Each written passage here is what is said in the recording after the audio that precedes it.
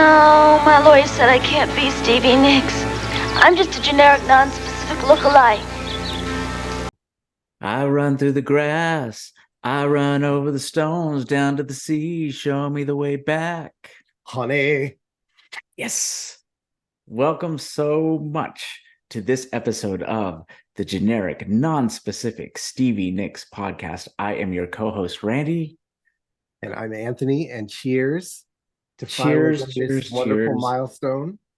This is just water, folks. This is my rheumatism medicine. Of course it is. Of course it is. Guess what we get to do today? What do we get to do today, Randy? Trouble in Shangri-La. Trouble in Shangri-La. Well, you know me. If I can't consume all the beauty in the room, what's it worth getting up in the morning for, right? Right.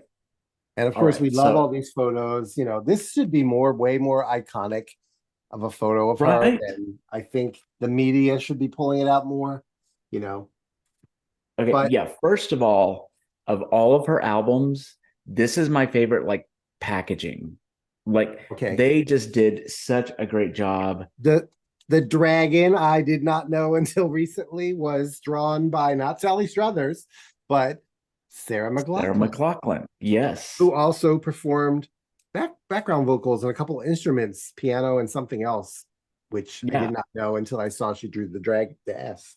You go, Sarah. Right. But if Sarah did these, Sarah and I have a problem, because for our audience, I'll try to come a little closer, but if that photo wasn't there, I would not know which way these liner notes go.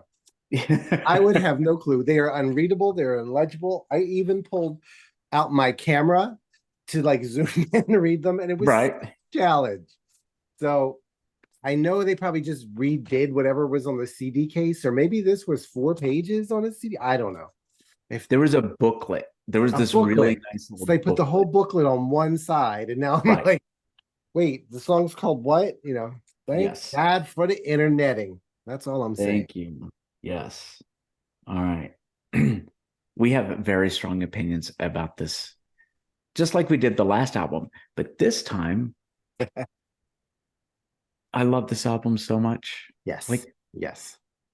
It is just, there's so much about the album, about that time in my life, about just everything about Stevie's resurgence in the world. Okay. It really was a tragedy. It really is, you know, that she lost 8 years of creativity. Because I do wonder if she hadn't, you know, if she had, even if the cocaine problem had been a little less and she was just able to stop, would she have been a pop star along the lines of Madonna or Taylor Swift or Beyonce? Of course she's famous. People know who she is, but she was never like top tier. And I just wonder if she had, you know, not lost that time, if the commercial success, which doesn't really matter, but you know, the recognition would have been bigger from a wide. It's funny because now most people, you say Stevie and people go, oh, Stevie Nicks or Stevie Wonder. But back in the day, it was always Stevie Wonder. What's a Stevie Nicks? A lot of people felt that way. So we'll never know. But there was this big shift with even her, you know, even when she was popular as a solo artist in the 80s, she still got really bad reviews for her albums. You know, she was always treated as this flaky space cadet. Correct. Right. Yeah. And this was the first album that I was reading reviews of that got really, really positive reviews from everybody. And of course, everybody. Now retroactively, everything's a masterpiece from these same people. Right. I think this is where the shift happened, and it's because there was the big Fleetwood Mac reunion in '97, right? And I think that was the catalyst of her resurgence. And then, because most people don't know this, but she had actually started work on this album before the reunion, and then put it on hold, did the reunion, did the Enchanted box set, and then came back to it. Because I remember waiting for this album for years. She was never a has-been. I know we talked about that before. It was just like she was muted by all of her substance problems and the related things and all, and that's sad. but she's definitely back with this one. Even, I know some of these songs were older, like way older, but some of them were brand new and they were awesome and terrific. They really were. So it's her third best-selling album. Yes. Even though, yes, what is this? This is the 6th, right? Right. Yes. And it was 7 years between being essayed, Street Angel, essayed, yes, and this one. Yes. Except for Enchanted. Yeah. That was like, except for Enchanted, and which was a really good career retrospective, and we'll have to go back and revisit that as well at some point.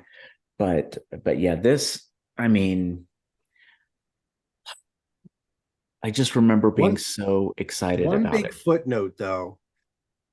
Is Sheryl Crow the first female producer she's had? Yes, I think so. I'm absolutely positive, because it was like Jimmy Iovine for Belladonna, Wild Heart, and Most of Rock a Little, and then it was Rupert Hine for Other Side of the Mirror, and then it was He Who Shall Not Be Named for that other album. And then one of the reviews actually talked about this was Stevie's answer to Lilith Fair, because there was so much female involvement in this album. So yeah. So tell me, where were you and what were you doing in May of 2001 when this album was released? I had just started a new job at a university who shall not be named. I was 5 years into my marriage to my wonderful, wonderful husband, which of course wasn't a marriage because it wasn't legal yet, blah, blah, blah, but it was, et cetera, et cetera. I was in a really good place. I was in an awesome, awesome, awesome place. I was too. I was working at Barnes and Noble, and Tom and I had been together almost 10 years at that point. It was really close to 10 years. I liked my job. I liked my life. And but the thing that was so exciting to me, and I still can't believe to this day that I was able to do this, because I knew, number one, I knew the album was coming out. Number two, I knew that Barnes and Noble was going to carry the CD in the store. So we knew that, right? And so I was just so excited. I just picked up the phone and called the Warner Brothers marketing department, cold called them and said, "Hey, I'm the merchandising guy at this bookstore, blah, blah, blah, and I'm so excited." And they sent me posters. They sent me an advance copy of the CD. They sent me like the lyric book, everything. And then I made this amazing display with tambourines and ribbons and everything right behind the cash register at Barnes and Noble. And I listened to this album for like, I think a month before it came out, and was just like, it was the soundtrack to that summer for me. For the summer, I don't remember. I don't have a strong memory of like listening to it in the moment, I guess. That surprises me. That really surprises me. I'm trying to put it all together. It's a long time ago. Sure. Okay. Well, as we talk, things will come back. Well, I'm sure I know what happened that year, I think. Yes. Yeah, that was. But I'm trying to remember myself sitting there listening to the songs. We'll talk more, but I think there's a reason I don't remember this album as a time period, and we'll talk when we get there. Okay. All right. So, all right. This was released in May of 2001. As Anthony said, it was her, what'd you say, third best-selling album? Second best-selling album. Third best-selling album. Belladonna and Wild Heart. And Wild Heart. This is number 3. Of course, Stevie made a really great cameo in the Bootylicious video with Destiny's Child, because they sampled Edge of 17. So, this really was, as Norma Desmond says, I hate the word comeback. It's a return. And that's exactly what this was. It was a return to form. And I thought this was a great do-over for you and I because the first album that came out after we became friends was that other one. So this was really cool.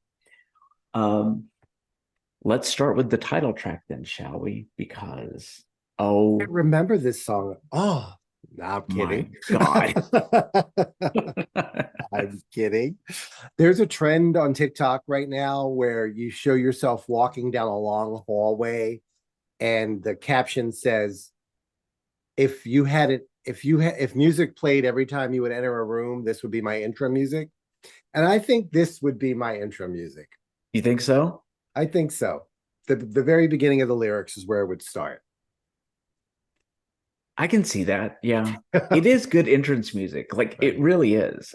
And then it would swell to There's Trouble in Shangri-La. It would be more like there could be because I'm here. Right. It doesn't have to be. But you are the trouble in Shangri-La. Yes. So of course, I love this song so much. This is top tier Stevie. It is. You know, the first vocalization of her when she's like, I hear There's Trouble in Shangri-La. Oh my gosh, it just gives me all the, right. The goosebumps. All the hairs are standing in the wrong direction and poking each other. And, the chorus we love. Oh, yeah. And I don't know how many times in my life I have told someone that they consume all the beauty in their room and they look at me like that. Right. It's right up there with Poet, Priest of Nothing. Like I think it's right up there with Bless Your Heart. You are awesome the way you can consume all the beauty in the room. Yeah. Right. Oh, yes, you can. I've seen you do it. It's just, it's been almost 20 years since she's had an opening title track with the epicness of like Belladonna or Wild Heart, right? And so all of a sudden you get this, and it's right back to that epic, like long form poem that doesn't necessarily rhyme. And you know what?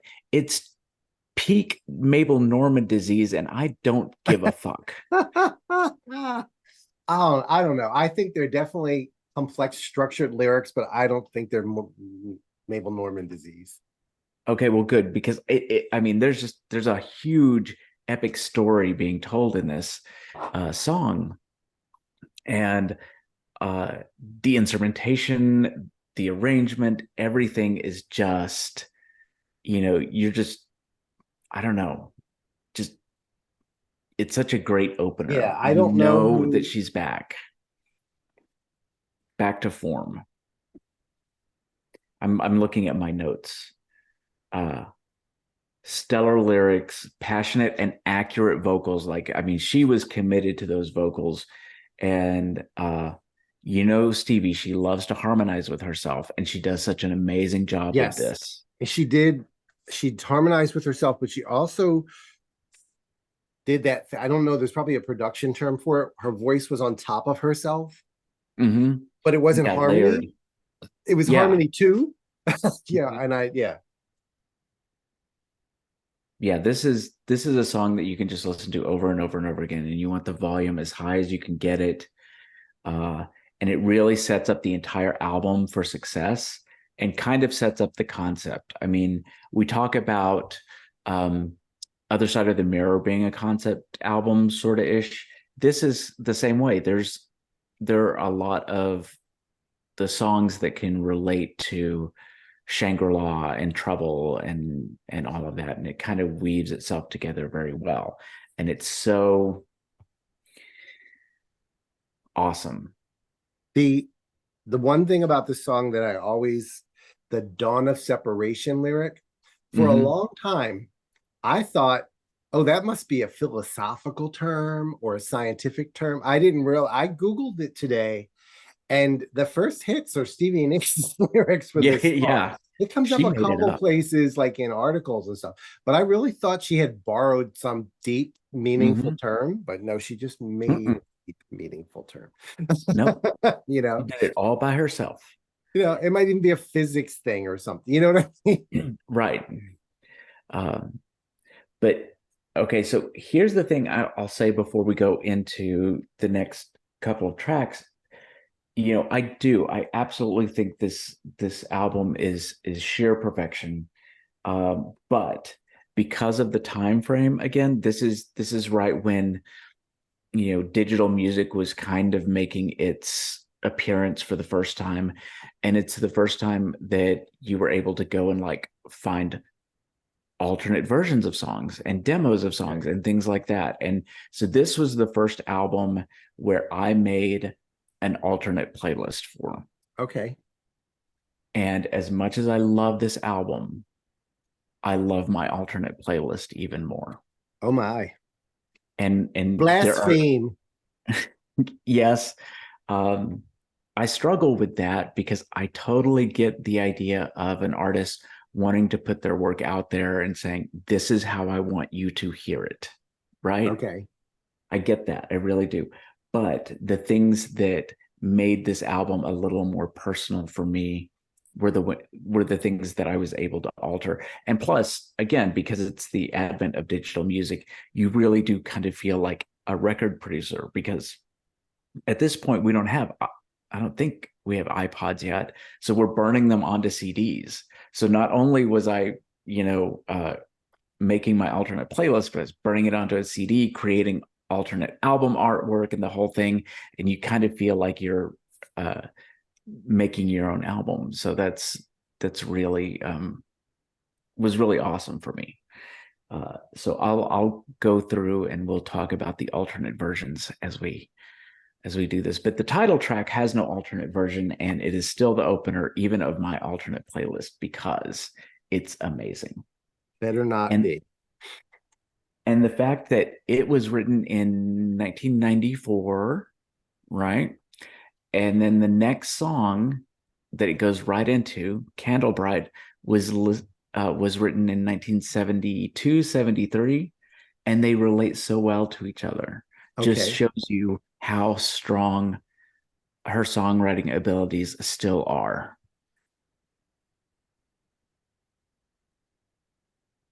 Well, yeah, that's what this was. Like you said, a return. It's not even a continuance, because it showed she had never lost it. It was dulled and muted by the both prescription and non-prescription medications. Right. Wow. She said, I am back. Yes, she did. So this is where Sheryl Crow enters the picture, because this was the first song that she produced on the album. And for those of you that don't know, Stevie had recorded a song that Sheryl wrote called Somebody Stand By Me for Boys on the Side. And then they met, and Stevie recorded 2 songs for Practical Magic, which, oh my God, I have so many feelings about that book, that movie, and the fact that Stevie Nicks, of all people, recorded songs for that film. And yeah, sometimes she does have good taste in movies. Well, I think I bet you this was the first time she was actually asked for specifically for a film. Like, usually I'm teasing about her obsession with Twilight. That's all. Okay, I got it. That's for the next album. Yes. But yes, Practical Magic was awesome. Anyway, Sheryl produced the 2 songs for that, and Stevie said, hey, come produce my album. And originally, Sheryl was supposed to produce the whole album, but she was working on her own album at the same time, so she produced about half the record. Yeah. And Candle Bright is the first one that she produced. Okay. Even though it's an old Stevie wrote it back in the 70s kind of thing, if I remember right. I'm a nomad. I can't feel bad about the way I am. Okay, what is the song about? We never talk about that. But there's a reason I asked. I have such an opinion on this, but I don't think anyone else sees it this way, including the author. Okay. So what's it about? From what I gather, it was written about Lindsay when he was going out on tour with another band without her, and it's her like keeping the candle burning in the window until he comes back. You already did that song, lady. It was a blue lamp. Right. But that's what she's selling. Okay. Because when I that's read it, when I listen, and I read the lyrics as I listened this week, and I read it as if someone is like on their deathbed, talking to a loved one. wow. Yeah, and it's such a powerful song in that way. You know, it's a top tier song for me. It's a little slowish, but because of the way I'm perceiving it, it's appropriate. You know, Wow. I'm leaving you. I don't remember the rest. I'm flying above you. It's like I know she probably meant in a plane, but for no special reason, I am leaving you tonight. I'm flying far above you. yeah. So that's Still, how I I love you. let's see. Oh, wow. I just got chills. The I'm gonna have only to line listen. that kind of doesn't fit in the same way is my favorite, which is like, "You are not my friend." I, You know what I mean? I knew, I knew you were gonna Of ping on that. course you did. I Let me get knew. this clear. Yeah. Either you're my friend, or I'm stalking you, or we're romantically partnered. But you are not my friend is not one of the options Yes. in Um, my mind. that is a wow. I had never thought of it that way. I love this song, but I like the alternate version better uh, because it has some intro where the percussionist is like counting them in 1, 2, Okay. 3, click, click, bum bum bum bum ba da dum, and it makes me feel like Stevie is sitting in a jazz club at the end of the night and everybody's gone home and she's just kind of riffing with the musicians. Okay. Love And it. there's some extra instrumentation like a mandolin that's not in there that's really beautiful. It's Yeah, it's this song gorgeous. has that quality. You're alluding to what I've said before of some songs. It's a studio version, but it sounds live. And it Yes, sounds like you think your version is even more alive. right. Yeah. It's absolutely that. You just feel Lyrics like she's 10, vocal yeah, like 8.5, 9, top tier song. Love this song. right. Right. And I think this one gets overlooked a lot too. This one, though, if it was out there in the demo world, I never heard it before. This album. I had neither. A Okay. lot of these only one I had heard in demo form before. And we'll get to Is that. it the next one? It's not Wait, actually. okay. I have heard the next one in demo form. No, but okay, I had heard the so the next one's Sorcerer. It's also apparently from early Buckingham Nicks and was considered for the very first Fleetwood Mac record Oh, and okay. was it was between that and Rhiannon, and they went with Rhiannon, which I think is pretty cool. Yes. Uh, but I heard the Streets of Fire version of this with our good By friend everyone's Marilyn favorite makeup Martin. clerk woman, Yes, right? the Sorry, Marilyn Martin Marilyn. version. Yes. And I loved the Marilyn Martin version. And it was so Okay. spooky and it was awesome. And Stevie's backgrounds, and they were way, way, way in the back, but they were awesome. And it was just like I would listen to it over and over and over again. Yeah. So I mean, it was okay, Marilyn's version. I had heard a demo or two and they were okay. I was never like a huge fan of the song. I think part of it was the cocaine reference. Like to me, that's what the song was about, yeah, and I kind of resented the cocaine and I didn't want to hear about I don't know that sure. the I get lyrics are that. so smart. I love them. Like 7, give them a 7 or an 8. But I was ready to not like the song. And then I heard the high notes. And I was like, you go, Stevie Nicks. You go with your high notes. And then I heard the banjo. And I was like, who does this bitch think she is? She thinks she's fucking Stevie Nicks. That's who she fucking thinks she is. And I was sold. And it became a top tier song as soon as I heard the high notes of the banjo. Because it wasn't cautious. And I loved it, you know?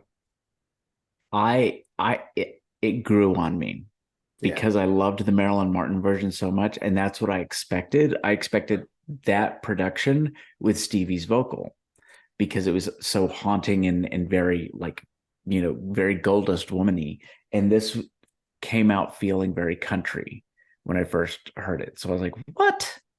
This is not what I wanted. I wanted spooky." But it was the high notes that really got it, and it was also the chorus, the harmonies. Again, this is a really fun album to sing harmony to. And I loved the video too. I really liked the video with the words flowing on the wall.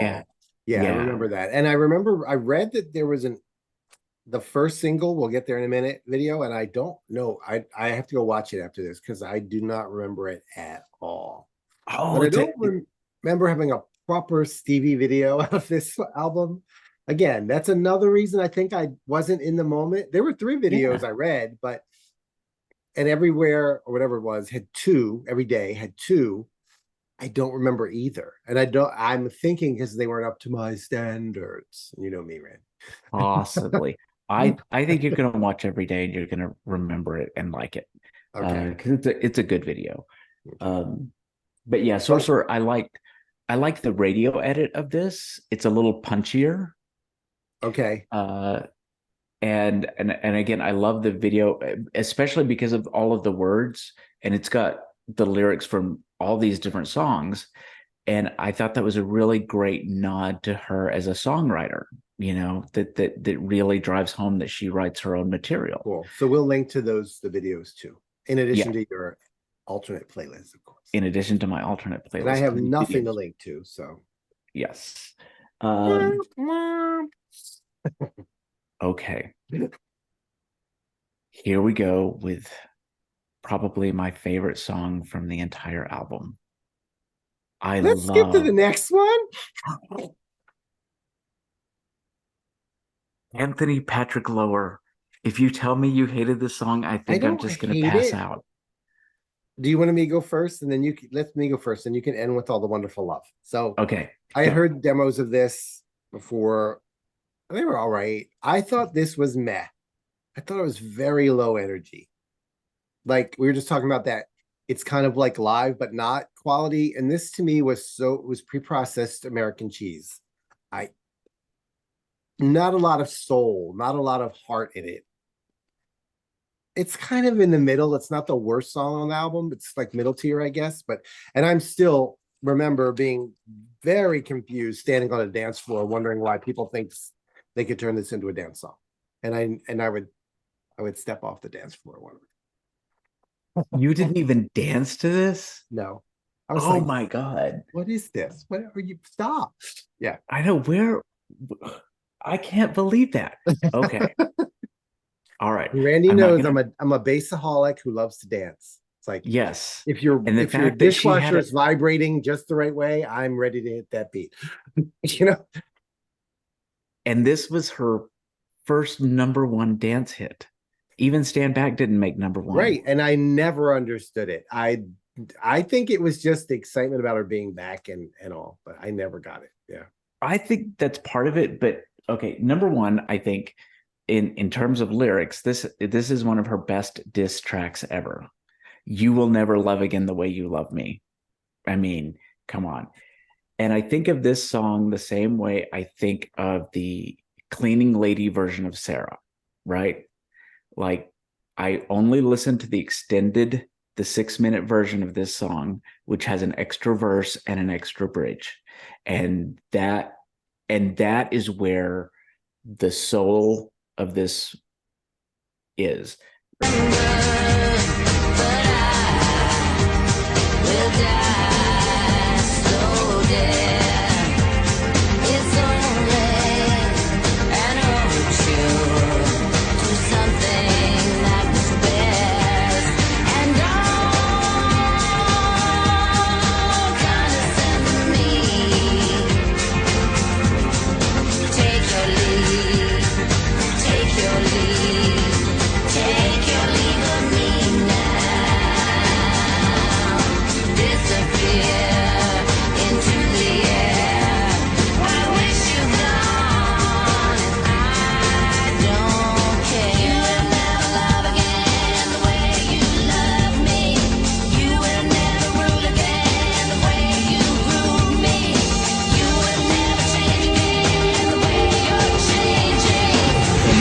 Like the album version is a little too much like a badly edited film.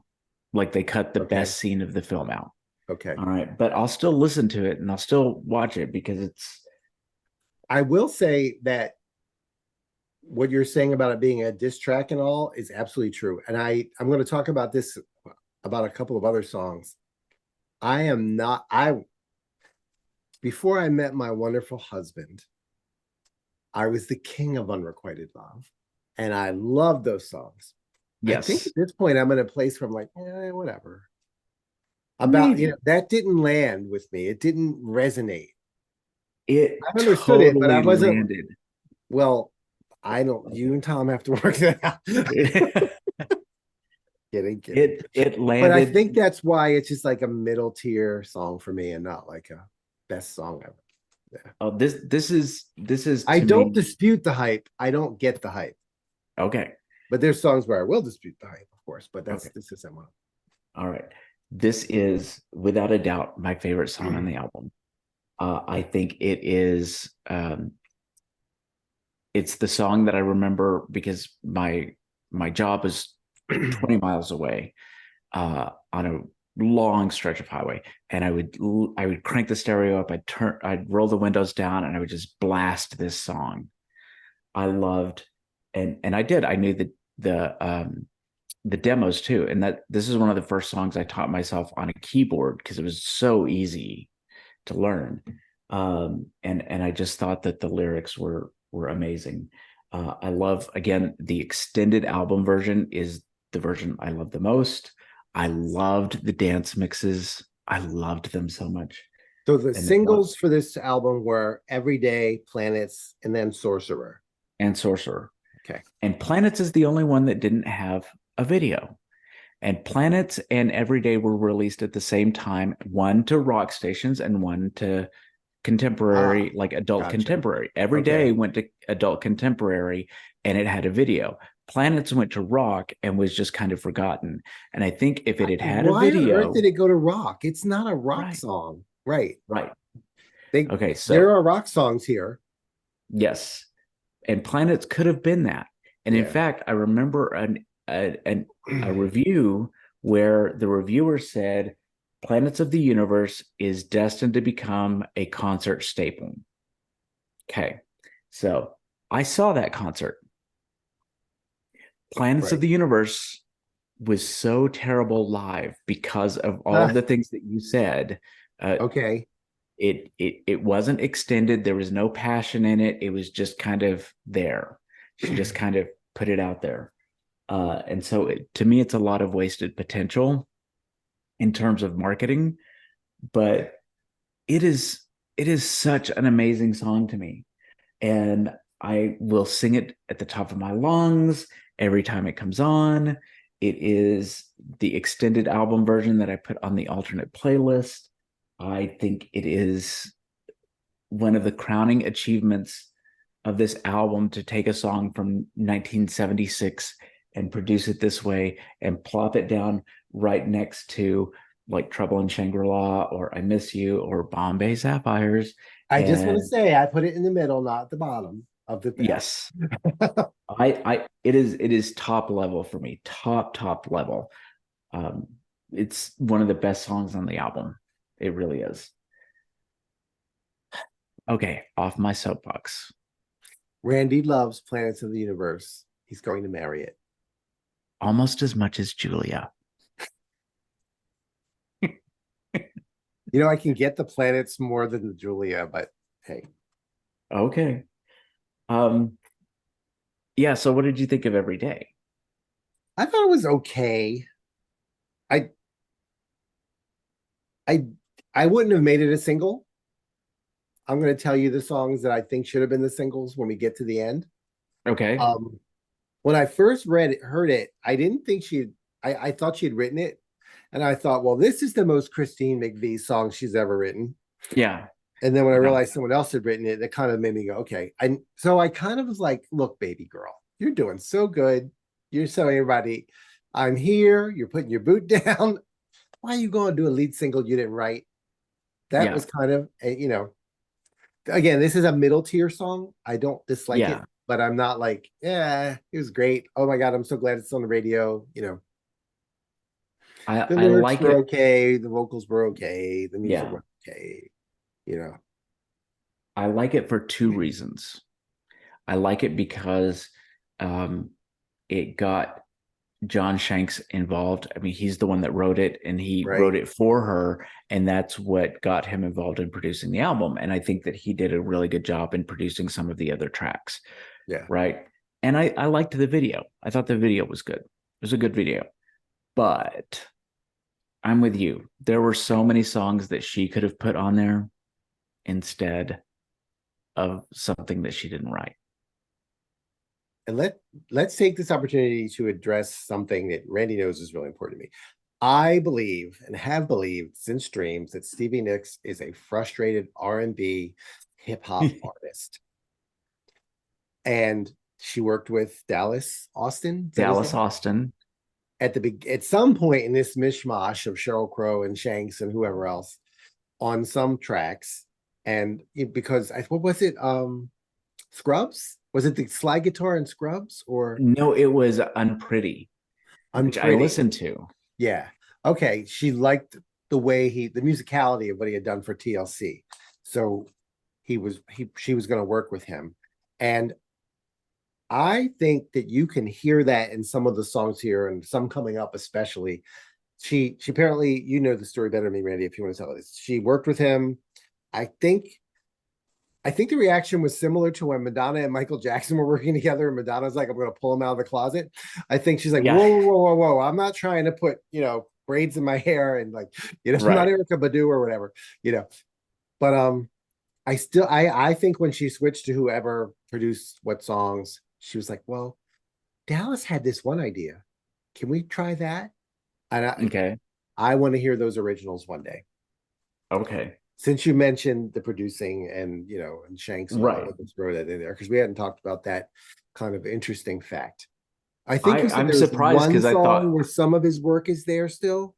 Yeah, I'm surprised because I thought you would bring that up during Bombay Sapphires because that's the song. But I think you can hear that definitely there. I think you can hear it in the title track. I think that's very true. But there's one where I really think you can hear it, and we'll get there in a second. But did you hear it in Every Day? Is that why you brought it up? No. Just because you mentioned producer. Oh, got it. And Shanks stepped in, and so we know at least there were 3 or 4. Yeah. Well, yeah. I wish Cheryl could have done the whole thing, but I get it. On the flip side, are some of the producers, not even all of them. Oh wow. Yeah, because there's Sheryl Crow and David Kane and John Shanks and Chris Lord-Alge, who did all of the mixing. But yeah, we'll talk more about Dallas Austin when we get to Bombay Sapphires because I have very, very strong opinions about that. Gotcha. But Every Day, it's fine. I just wish she had used one of her own songs. Plus, because we know some of the other songs that were not included on the album. Right. Why? That was the cost of admission for her to get Shanks. Okay. Fine. But why she allowed him to make that the single, I don't know, and I don't agree. I don't think it should have been a single. Yeah. I wonder if because of the position she was in, if she got to choose the single, if that was part of her contract with single approval, or if it was the record label. That's a good point. Yeah. Because I know people will be shocked by this, but I'm reading Barbra Streisand's memoir right now, and it is amazing to me that even Barbra Streisand couldn't get single approval for some of her albums. Like they would choose a single for her album that she didn't want, and that Barbra Streisand. Yeah, it's insane. So if Barbra Streisand can't approve a single, then can you imagine in 2001 that Stevie Nicks could? Probably not. But that's okay because we're going to move on to Too Far from Texas. I know this guy that lives in Texas. And I know that his best friend is Too Far from Texas. Yes, he is. Yes. So there's an obvious emotional tie to this song because of Randy. But I got it in my middle to low. near the bottom of the middle because we just talked about it. It's like I would describe it's a pathetic unrequited love song. She's not challenging rebelling or saying, I don't know. The tempo, the slower songs don't always appeal to me. The tempo was a little slow. I'd give it like a 4, but the lyrics themselves, like a 7 or an 8. The just sonics, the listening to it is like a 6. The poetry is like a 7 or 8. It's not my cup of tea, but it's a great song. I also didn't think the voices melded very well, in my opinion, her and Natalie. Oh, I love the voices. I didn't think they melded. I thought, I don't know. It sounded like Stevie was trying to harmonize, but couldn't get there. To me, because it's usually on this song, together. Stevie's singing the melody, and it's Natalie singing the harmony. So, first of all, yes, Texas. Second of all, it's written by our good friend Sandy Stewart. So I love that. Sandy, I love you. We love Sandy. Like Stewart. I said, though, the song, the poetry of the song, the lyrics, yes, love it. It's the tempo for me. And the sound is a little low. It didn't go to a high level. It's a middle song for me. It's mid-tier, but I like it a lot. I like that it's her. She's got a duet on an album again, and it's with a woman. I love that. I love the way their voices sound. This is the song that got me to like the Chicks in the first place. And it's also, this shocked me, the only song on this entire album that Waddy Wachtel is playing guitar on. Oh, wow. Yeah. Who would have thought that? That's so crazy to me. Waddy. And Stevie actually sings the melody and Natalie sings the harmony. And so I thought that was interesting. I hear you, and you're correct. But Stevie Nicks was trying to adjust still, because she can't let shit go when it's a harmony situation, in my opinion. No, she can't. And there's a really cool clip whenever we get to doing Tusk, when Stevie and Lindsay are at the piano working out the vocal arrangements for Angel. Right. And it's one of the most beautiful, 2 minutes of footage of them singing ever. And Lindsay's saying, you sing the melody and I'm going to try some harmony stuff or whatever. And so they start, and she immediately branches off into harmony. That's what I'm saying. And he's like, no. Right. But it sounds beautiful. And it's one of my favorite. Because it's something she's very proud of. She can harmonize with anything. Well, especially back before her voice changed as she's matured. It's harder for her now. And that's not a diss. It's like, what are you going to do? Yeah. But still, it's a fun song. I love that Stevie Nicks has a song with Texas in the title, obviously. It's actually really fun to put this on a Natalie Maines playlist. So you've got all these Natalie Maines and then all these chick songs, and then you've got this duet with Stevie Nicks, and it works really, really well. It actually would have fit very nicely on a Chicks album. I think you're right. Really would have. And then, so it's really weird. Number one, this had never been out on vinyl before, right? And so this is one of the first albums where there's not really a side A and a side B. And then we've got it's 2 discs. And I would have thought that the break would have been somewhere else. But apparently the end of disc 1 is this next song, which is, 1, 2, 3, 4. Yeah. Too Far From Texas is the end of disc 1. Okay. So that's the end of disc 1. Then we have That Made Me Stronger. All right. The tempo was kind of okay. It needed, the whole thing needed some refining, maybe. It was sort of pleasant, but not really. I don't know. The songwriting, it was like that forced thing to me. I know this was about Tom Petty in that situation where he was giving her advice and all. And to me, this is kind of like when she was, I have to write a song for Jane. I have to perform this song about Bob Dylan. I have to do a tribute to Tom Petty giving me advice. And she was so hell-bent to do it I think it maybe made there was some kind of block and she couldn't do it. And that's the way I see when she does these things. It was just meh. It is the first song on the album with the he said she said stuff, which was a surprise to me. So yeah, it was written about Tom Petty and giving her advice. She also wrote another song about that called Heart Advice, which is on the 24 Karat Gold. And everybody you talk to says that Heart Advice is better. And you know what? In the grand scheme of things, they're right. I took this song off of my alternate playlist because I didn't like it so much. And even some of the reviews was like, Stevie Nicks needs to not write songs about writing songs. That was bing, like bing, a thing. Bing. Right. But then you go to Straight Back from Mirage, and she did the same thing, and I love Straight Back. But again, anyway, that had that raw live thing going on. This did not. This was Velveeta sounding to me, you know. However, when I went back and listened to this album from start to finish without alternate playlists or anything, this was like when we first started the podcast. I was just kind of listening to everything. And as we've alluded to, it's been a challenging couple of years for the both of us.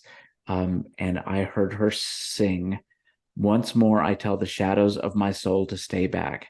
Everything has changed now, and I don't want to go back, and nothing you can say can change my mind." And that hit, I mean, I remember being in the car driving and listening to that and it affecting me so deeply. And it just reminded me of why we love Stevie Nicks in the first place, that she'll have this lyric that will hit you at just the right time and will speak to exactly what you're going through. And so again, if and again, at this point when this was out, I wasn't going through. So maybe right, exactly. When I first heard this, didn't care for it. And if I had to hear that whole lyric wrapped up in that mediocre song just so that lyric could get to me, you know, in 2023, it was worth it to me. So I can listen to this and appreciate it in a way that I didn't in 2001. Okay. Is it the best song on the album? No. Is it the worst song on the album? Probably. But it's still the worst song on Trouble in Shangri-La is better than the best song on the album she did previously. So poor Blue Denim. But it's so true. Okay, we're gonna do a best song from each album episode. Got it. Okay. Yeah, we're gonna have to. We're definitely gonna have to. Yeah, so It's Only Love. I thought this was one of the most wonderful vocals on any of the tracks. Yes. Like 10 out of 10. The poetry of the lyrics and all was like really high, like 7 or 8. The phrasing, the way she chose to phrase and sing the lyrics is like 10 billion, million, jillion, billion, gagillion to me. But even saying that, the song itself is just too simple. It was unfinished. And like they had to put another track on the album or something, you know? No, see, I think just because the rest of the album is so production heavy, it was nice to have. It's too short. It's missing a verse. It's like, I don't know, something like that, you know? I think I like the simplicity of it. It's funny. It's in the middle to high. It's not bad, but yeah. What's funny to me is that I think of this song and because she worked so hard on the vocal and it was so good, and you know there's a lot of effort there, because somebody wrote a song for her. You know, Sheryl Crow sat down, thought about Stevie Nicks in her life, and wrote this song, and you could tell Stevie was really moved by that. And I didn't think about comparing this to Every Day because that was also a song that was written for her, and I was kind of like, but this one meant something. Yeah, this one actually meant the delivery and the passion in it, you can tell. It's Only Loves, they're just every single one of them is breathtakingly in its delivery. Yeah, it's a great song. It's just not the best on the album. It's the middle for me. No, but it's a beautiful gift from Sheryl Crow, and you can tell that Sheryl really put some effort into the writing of it. Yeah, but she should have stayed and produced the whole album. Sheryl Crow. Yeah, well, I don't know about that because I don't know if the title track would have been the same if Sheryl Crow had produced it. You know, my only nitpick is that not only did Sheryl re-record this song for her own album like 2 years later, okay, but she had Gwyneth Paltrow singing backup. Right. Goop. So yeah. And so that bothered me a little bit. Okay. You tell me about Love Changes because you have some thoughts. This is a bop. This should have been the lead single off of this album. I will hear nothing else. This was my top tier favorite song on this album. I just, this was, again, this is where I think I hear the R&B soul kind of influence of Dallas Austin. I think even if it's not his work, he must have talked to her about it, and she was like, to whoever, do you know who produced this one? Was it Sheryl? David Kane. No, this Kane. He did the one song, and this was it. So she was like, well, when I worked with Dallas, you know what I mean? I love everything about it. It's like 10s across the board. The lyrics, the vocal, the sound. This is another lyric that I Googled because Mend the Sorrow. I expected to find a million places, and it's not. It's in this song and a couple of other weird references, like a novel or whatever. What is that line about burning by the side of the road or something? I love me some revenge porn, Stevie. So I really love that line in this song. Now I'm gonna have to look for it, and it's these liner notes are so tiny. And then the "Do you hear?" again. I hear. Are you listening? Because I am about to F your ass up. Do we have a 100% clarity or not? And this was another song where you could hear her singing over her own background vocals, and it sounded so wonderful. This was just meh for me. Should have been okay. But David Kane only produced this one track, but he also had her sing another song that he wrote himself called Call on Me for Magic. And he wrote it in the hopes that it would be included in a film or something. And so she recorded that too. And it's great. It's up on YouTube. I'll link to it because it sounds just like something out of a Meg Ryan rom-com. It's really cute. I mean, it's adorable. Good? Yeah. Is that really good though, Meg Ryan rom-com? Well, I mean, it's not something that you would have Stevie Nicks do a Meg Ryan rom-com, but it's a cute little song, and you can hear it when you listen to it. You hear that it's from it sounds like it's a movie song. Here you go, Randy. When love changes in the flash of an eye, it leaves people burning by the side of the road. There we go. Yep. It should have been one of the singles. It should have been the lead single. Yeah. This song is a bop. It's all right. Over Every Day for sure. In my it's definitely over Every Day. It's definitely over Too Far from Texas. It's not the worst song on the album. It's just, to me, it's just filler. It's just a placeholder. Okay. Which also, and I hate to say this, but the next song, I Miss You, kind of feels the same way. There's no emotional impact for me. Yeah, it had a sweet melody. I love the poetry. The vocal was gorgeous.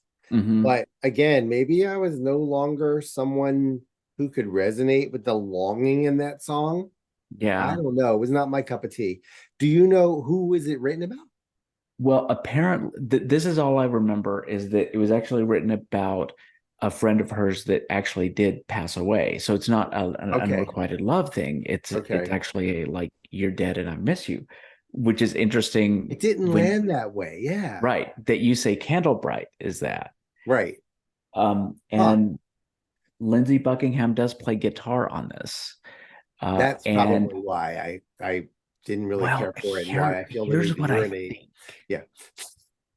Here's my theory, because the song Thrown Down was also recorded for Trouble in Shangri-La. Okay. And then it was pulled off at the last minute, and then they re-recorded it for Say You Will. And the version for Trouble in Shangri-La is way different. And you can tell it's got Lindsey Buckingham guitar and vocals on it. And I think she kind of felt bad, like, hey, Lindsey, do you want to be on one of my solo albums? And he said yes. And they recorded this song and then pulled it. So she's like, can you put some guitar on this other song? And I'll put like Every Day was for John Shanks. I think I Miss You was for Lindsey. So yeah. It was just kind of So I had 2 songs like back to back that were just filler. All right. Put your fighting gloves on. Why? Because we're about to talk about Bombay Sapphires. Because they can take you higher. Okay, so I'm going to say 10s across the board, and you're going to say hated it. Is that what's about to happen? No. I like it. Should have been the second single after Love Changes, my opinion. As the kids say, it's the Bombay Sapphire. Right. Now, she had originally wanted Sting to do the harmonies on this. Yeah. And she chickened out and didn't call him. So since she's managed by the same company that manages Macy Gray, they put Macy Gray in there. I listened to it again today once specifically, and I cannot hear Macy Gray. I can. Yeah, okay. I can. The story goes that Macy Gray does not know how to sing harmony at all. So they had to go in and take I don't think her voice is capable of it. It's not physics, logistics, it can't work. Yeah.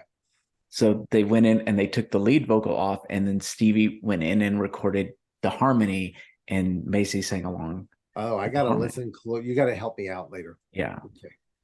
But I love the vocal arrangements of this. I think there's banjos in this one too. I don't know. I'm so pro banjo this time. Oh, I love banjos. There are no banjos in Bombay Sapphires. Okay, good. I don't know what. Bongos, not banjos. I said the wrong word. The bongos that you can hear are awesome. Okay. I'm sorry. And then the tropical. That's to me. I can hear the Dallas Austin kind of influence. I think here. It was simple, but the deep, lush, wonderful lyrics. The guitar, love this song. The Here I Am, some of our favorites of mine. I love this song, but Here I Am, dramatic. Yes. But allegedly the other version that's out there is the one that's recorded by Dallas Austin, and it's the one with the Spanish guitar. And I will die on this hill. It is the superior version. It sounds so unfinished. Maybe your brain is going, I'm finishing it. And my brain is like, no, because the guitars aren't mixed well. And to me, and they kind of distract. Yeah, I think her vocal is better on it. I think that the arrangement of the verses and the choruses and the bridge, which are rearranged a little bit, are better. I literally can't get past that guitar to admire anything. Yeah. That's how strong my reaction when I hear it is. There's a bridge where she sings, "Ooh, but that's my dream, so it seems." It's just brilliant. But that's my dream, so it seems. Still see dreams, but there are none. And it's kind of the highlight of this. I'm going to listen again just for that part for you, but it's going to be fun. And I love that it's all about Hawaii and using the beach and the sand and the sea as a metaphor for getting about past. Gin, damn it. Gin makes you mean. So I want to do this when we post this, because there's a poll option, on Spotify. Sure. I want to ask our listeners which version they prefer, and I'm sure our very well informed listeners with good taste will get it right. Of course they will. They will absolutely get it right. And it will be mine. It's so good. I hope you win. Oh man. It's still a wonderful song no matter what. It is. You know what? It's a beautiful song. And so I think this is a really good illustration of why it can't. They didn't make it a single? Because like I know I've read that she's like, I didn't know there was a brand of gin named that. Is it possible it was like a licensing thing or something? No, I just wonder. It's such a bop. It's such a wonderful song. It is. I just can imagine people hearing it on the radio in June going, oh wow, pump that up while I'm driving to the beach. Yes. Especially those who think it's about gin. Right. Do you know what I mean? It can take me higher and all that, you know. They missed a marketing opportunity there. I keep waiting for it. I really, it's like, come on, Bob Sapphire. Look what time it is, you know. Yeah. All right. So if Planets of the Universe is a diss track, Fall from Grace is the granddaddy of diss tracks. I mean, that is such an amazing song. All right. Yes. Who's it dissing? Okay, so I think at the it's dissing Lindsay for sure, because this was written about the Fleetwood Mac tour. That I know. Okay. And if you listen to it in that context, and the fact that she actually references Say You Love Me, I mean, she references a Christine McVie song.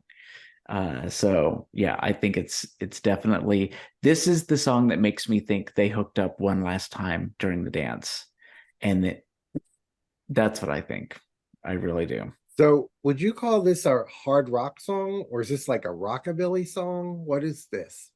I would, judging by her performance of it with Sheryl Crow on the Blockbuster Awards show, it's a hard rock song to me. Okay. And I think that's why it's not for me. Like Randy, you know, like you like this song. I do. I know, and I'm like, yeah, Ghosts Are Gone. It's another one. It's as soon as you get to that hard rock part of her, the vibe doesn't work for me anymore. You know, that's interesting because great. I like them, but the sound, the sonics are not for me at all. But I would think Edge of 17 is a hard rock song too. No, that's an opera still, in the way we've talked before. Yeah. You know what I mean? But I mean, especially is not a rock vocal. That vocal is so lyrical. This is just like, I seem to remember you telling me that you liked this song at some point. Actually, it was when we were talking about Ghost Are Gone, and you said you liked this better. I might have said I liked it more than Ghost Are Gone. Like, I didn't put this at the bottom. It's in the middle, but it's the lowest of my middle. Okay. It's just the hard rock beat. And again, to me, it's a little rockabilly. I don't know. I said, like the chorus is catchy. I love the lyrics. But it's not my cup of tea. It doesn't go on a lot of playlists for me, but it's on my alternate playlist.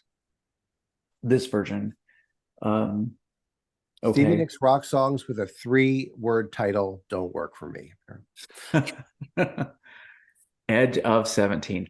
I'm still saying it is a rock. It is absolutely a rock song, especially the way she performs it live. The theatrical nature of her lyrics and the delivery there make it not a rock song for me. The Ghosts Are Gone and this one, Fall from Grace, do not have any of that. Again, it's just like a jackhammer. Huh. Okay, well then we will move on to Love Is. Why does she answer her own question at the beginning, or is she two people? I never knew how to interpret that. Do you know what this is? And then she's like, oh, it's this or whatever. I forget. But I don't know. You know, most of what I know about this is just that she recorded it up in Canada with Sarah McLachlan and her husband, who produced it. And dogs, probably. And yes. And why they didn't use this as a commercial for the ASPCA, I don't know. But anyway. So the lyrics were okay. That I thought that to me the tempo and the melody were kind of like unrefined, like needed more work. Like they weren't there yet. If you just sonically, it's pleasant. vocally especially, but as a whole, it's not pleasant to me. I don't know. I can see folks would love it though. I actually, believe it or not, if it were you have the alternate playlist. It's the alternate singles. I would have made Love Changes the first single, Bombay Sapphire the second single. The third one would have either been the title track or this. And the reason I say this is I could see it resonating with a certain audience. You know, but I think this is audience. I think this is probably her best album closer since Has Anyone Ever Written Anything for You? Has anyone ever closed the album down for you? That song.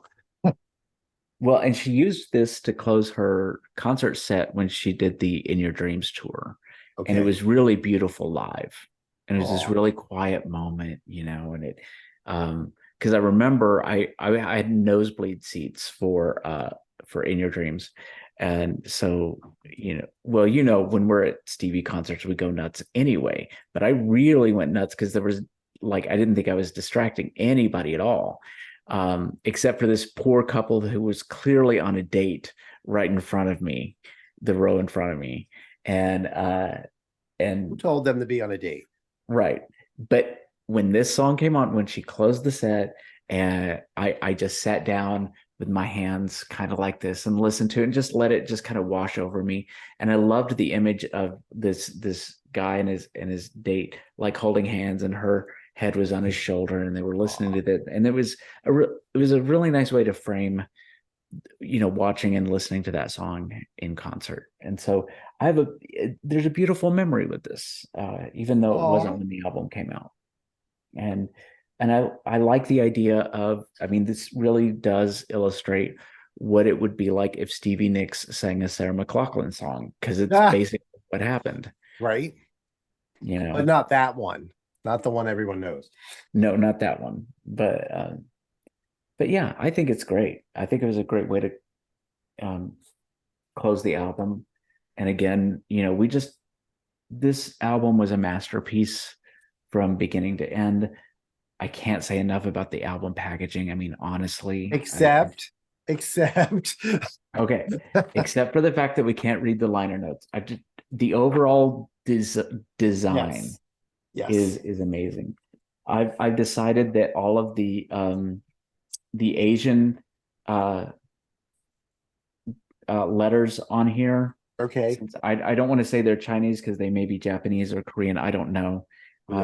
But I think whatever language it is, it's words that are cussing out Lindsey Buckingham. That's what I've decided. Okay. I am going to make it my mission to see if I can find a character to transcribe her, and we can put it on the blog if we can find out what they say. I think that would be awesome. And again, I think Planets of the Universe should have been the single with the video, and it should have. Okay, so here's the thing. I get it in the era of in 1979 with Tusk that you couldn't put a 9-minute version of Sarah on a vinyl record. I get that, right? But what I don't get is that in 2001, there's basically unlimited data on a CD. So you could have put the 6-minute version of Planets of the Universe on the album, and it would have changed the way you feel about it. And then the album edit could have been the radio single. Okay. I'm going to stop with that. It's interesting. I did notice that most of these tracks hover around the 4-minute mark. There's no. Yeah. Very interesting. It is. But that's it for Trouble in Shangri-La. If you agree, if you disagree, we want to know in the comments. We are only, as of today, 40 streams away from hitting 1,000 streams across all of our platforms. And so we want to thank everybody for that. Yeah, we don't know what the hell people are listening to us for, but we appreciate it. We really do. And thank you again to Sweden. Yes, we have a new city in Sweden in our analytics. Our fan base is growing. So until next time, Anthony. Oh wait, I'll see you on the other side of the mirror. That was 2 albums ago. I don't remember that. I'll leave you burning on the side of the road. That is not going to be our new tagline. No, we're not going to get any new listeners that way. Then I'll see you on the other side of the mirror. All right, said Alice. Bye, folks. Bye.